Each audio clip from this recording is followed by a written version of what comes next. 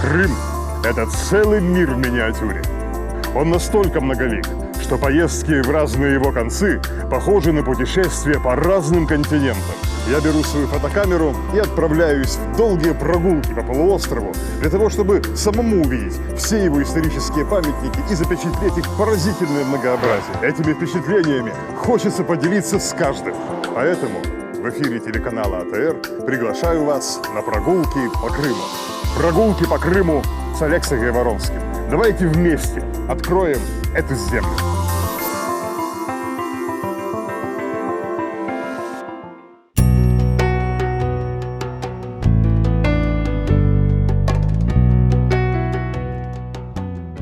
С сегодняшней передачи мы начинаем подробное знакомство с дворцовым комплексом Девлет-Сарай в историческом квартале Салачик. Именно здесь располагалась столица Крымского ханства до того, как в 1532 году был основан Бахчисарай. Сегодня мало кто помнит об этой полузабытой столице, а многие ее постройки разрушены и навсегда утрачены. Однако упоминания о Девлет-Сарае рассыпаны в десятках исторических документов, а земля здесь вокруг хранит фундаменты старинных столичных построек. К счастью, некоторые из этих построек уцелели и рассказывают нам о тех временах, когда на протяжении нескольких десятилетий здесь располагалась столица Крымского государства.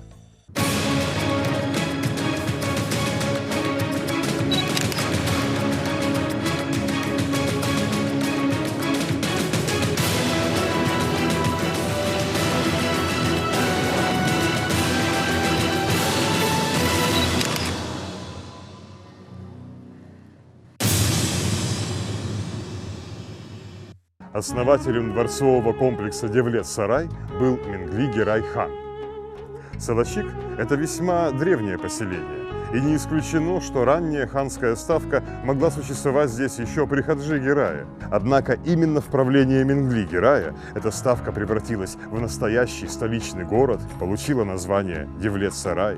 Именно при нем здесь выросли 5 столичных построек, которые отличали столицу от любых других городов страны, а именно ханский дворец, ханская мечеть, ханская усыпальница, главное медресе страны, а также хамам, то есть городская баня, выстроенная ханом в дар жителям столицы. Летом 1498 года великий князь московский Иван III получил необычный подарок – золотой перстень с рубином. Его передал через своих послов Менгли Гирай, давний союзник Ивана в совместной борьбе против Волжской Орды. Из ханского письма выяснялось, что это поистине царский подарок, ибо этот перстень когда-то носил на руке знаменитый султан Мехмед II, завоеватель Константинополя и Каффы. Менгли Гирай в свое время был лично знаком с ним, а когда тот умер, султанский сын Баязид подарил хану несколько реликвий в память о своем отце, в том числе халат и перстень Мехмеда II. Менгли Гирай писал Ивану, что дал обет возвести мечеть, сильно нуждается в средствах для этого и ожидает, что в качестве ответного дара московский союзник поможет ему с деньгами для строительства.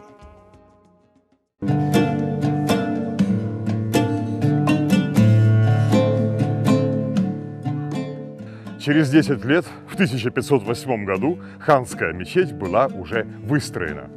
Вероятно, она стала первым зданием, с которого Менгли Гирай начал обновление своей столицы.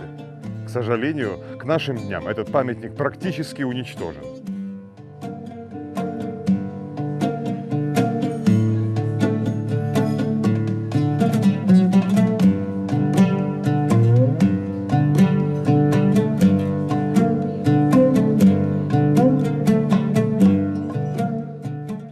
В советское время на развалинах ханской мечети была построена столовая психоневрологического интерната, и в ее стенах до сих пор можно заметить участки древней кладки. Специалисты надеются реконструировать это здание, но это невозможно сделать до тех пор, пока с помощью археологических раскопок и архитектурных исследований не выяснен его внешний первоначальный вид. К сожалению, он пока остается неизвестен. Возможно, именно эта мечеть изображена на одной из старинных гравюр Солочака. Однако в любом случае у археологов, историков и архитекторов впереди еще очень много работы по ее восстановлению. Менгли-Герай имел под своей командой огромное войско в 250 000 всадников. Вместе с тем хан осознавал, что для строительства полноценного государства ему требуются не только смелые воины, но и ученые государственные мужи. Именно поэтому неподалеку от мечети было выстроено медресе – высшее мусульманское учебное заведение.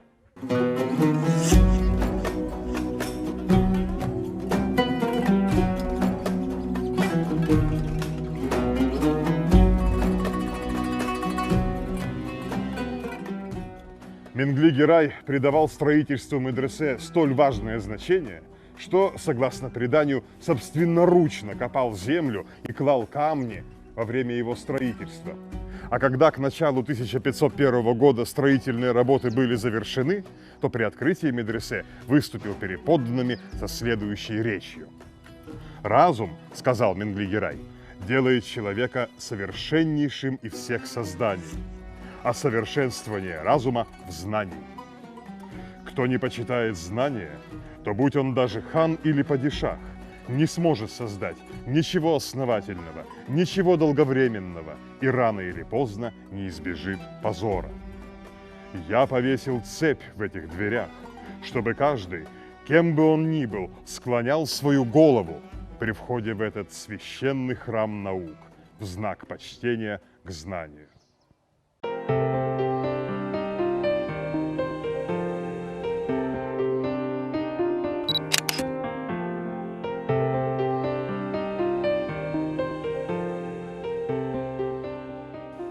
По крымско-татарскому названию цепи Зынджир это учебное заведение и получило свое название Зынджирлы медресе. Интересно, что такие же цепи можно видеть и в Стамбуле при входе во двор мечети султана Ахмеда. Их предназначение точно такое же, чтобы каждый, включая правителя, склонял голову перед святыней. Есть в Турции и очень старая медресе под названием Зынджирие. Правда, цепь в нем была повешена высоко между куполами и не принуждала никого кланяться. А теперь, вслед за ханом-основателем, войдем в это здание и мы, для того, чтобы осмотреть Зынджирлы медресе изнутри.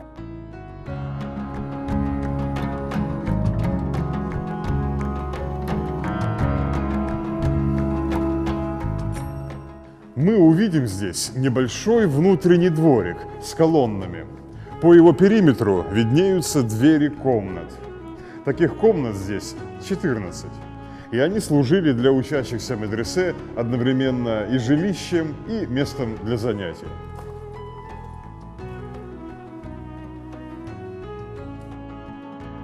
Классический курс наук в Зынджирлы медресе включал исламскую теологию и право, арабский язык, философию, риторику, логику и основы астрономии.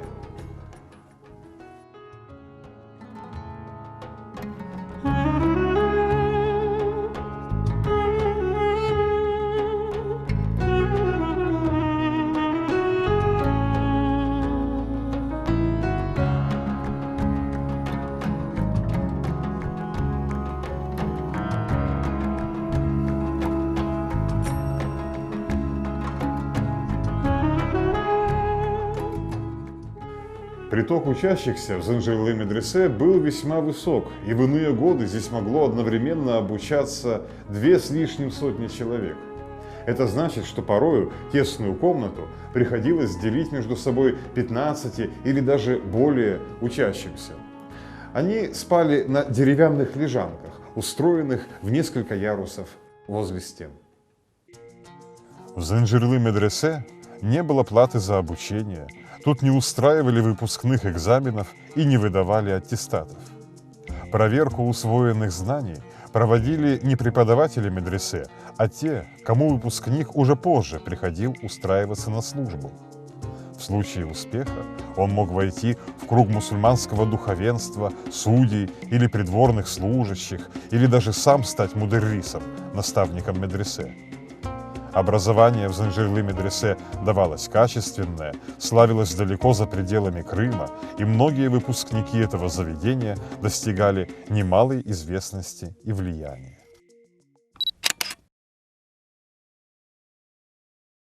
Настоящей сокровищницей Занжирлы медресе была его библиотека.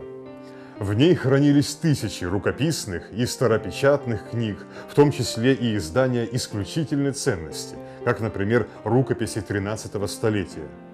Состоятельные люди в Крыму, в том числе и крымские ханы, почитали за честь пожертвовать в эту библиотеку имевшиеся у них книги, которые в то время ценились весьма дорого. После всех войн, революций и депортации от большого когда-то книжного собрания Занжирлы медресе уцелели лишь сущие крохи, и еще меньше из оставшегося сохранилось в коллекции Бахчисарайского историко-культурного заповедника. Но даже и среди этих единичных уцелевших экземпляров встречаются настоящие раритеты. Над входом в медресе была вмурована надпись: «Это медресе при помощи Аллаха Всемилостивого велел построить Менгли Герай-хан, сын Хаджи Герай-хана, да увековечит Аллах его царство на все времена». 906 год. Надо заметить, что постройка Занжирлы медресе увековечила правление Менгли Герая надежнее и дольше, чем любое другое его начинание. Ведь даже спустя 400 лет, в начале 20 века, когда уже давно ушли в прошлое и ханская столица Девлет-Сарай, и даже сама ханская держава, в стенах этого медресе все еще продолжались занятия. Более того, в 1909 году заведение расширилось, и к нему было достроено новое здание. Над входом в этот новый корпус помещена мраморная доска с изображением знаменитой раздвоенной цепи. В 1917 году на базе медресе был создан институт имени Менгли Герая, но уже через 3 года заведение было окончательно закрыто советской властью. В советское время зданием распоряжались и медицинский техникум, и психоневрологический интернат. А теперь в его помещениях располагается исторический музей Ла-Ришес. Несколько лет тому назад старое здание Занжирлы медресе было тщательно отреставрировано.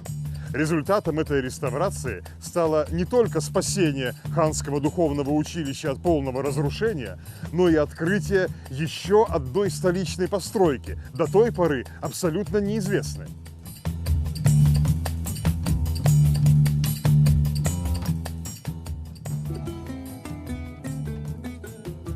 Для историков не являлось секретом, что среди построек ханской резиденции в Сылачике когда-то имелся и хамам, то есть городская баня. Но никто из них не мог предположить, где же эта баня находилась, ведь от нее не оставалось ни планов, ни рисунков, ни даже руин. Фундамент бани был найден совершенно случайно, когда археологи убирали глубокие завалы грунта от стен Занжирлы медресе. Продолжив раскопки, они обнаружили топку для подогрева воды, остатки каменных скамей, водопроводные трубы в стенах, круг колодца, мощеные полы и даже кошелек мелких монет, потерянный в бане кем-то из ее посетителей в конце XVI века. Баня совершенно разрушена, но план ее помещений с легкостью просчитывается на земле по остаткам стен. Тут можно видеть мужское и женское отделение с входами на разных сторонах здания. Так, благодаря счастливой удаче и упорному труду исследователей, был открыт последний из тех 3 памятников, которые мы планировали посетить сегодня. Впереди у нас остаются еще 2 столичных сооружения – мавзолей первых крымских ханов и таинственный дворец Девлет-Сарай. До встречи через неделю в ханской столице Девлет-Сарай.